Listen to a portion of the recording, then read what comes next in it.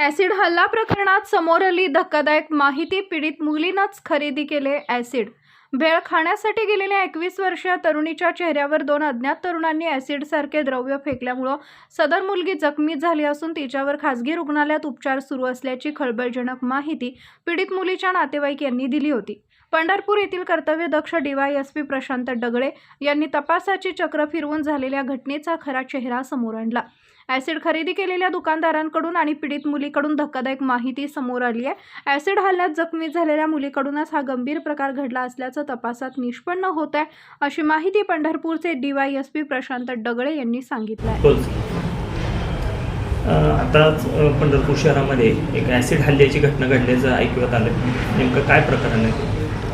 काल संध्याकाळी 8 वाजेच्या सुमारास अशी माहिती मिळाली की एका तरुणीवरती काही अज्ञात इसमांनी ॲसिड अटॅक करून जखमी केलेले आहे. खबर मिळताच आपण हॉस्पिटलला एक टीम रवाना झाली. त्याचबरोबर इतर टीम त्या घटनास्थळी रवाना झाल्या आणि इतर पुरावे गोळा करण्यासाठी जे काही तपास आहे, चौकशी आहे ती सुरू झाली.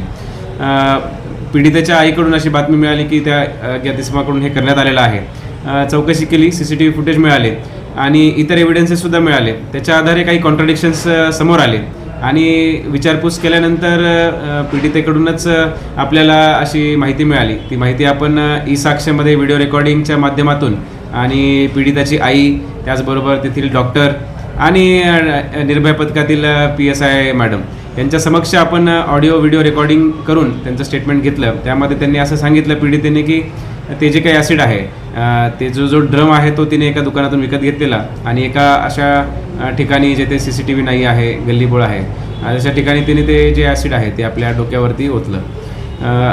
CCTV फुटेजच्या आधारावरती आणि ते जे काही जे ॲसिडचे जे दुकान आहे त्याचे ओनर त्यांच्याकडून सुद्धा अशी माहिती मिळत आहे की ते त्या व्यक्तीनेच, त्या पीडितेनेच ते विकत घेतलेलं होतं.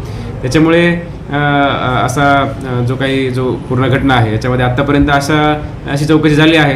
पुढे अजून चौकशी चालू आहे आणि काही जो खुलासा होईल तो आपल्यासमोर येईलच.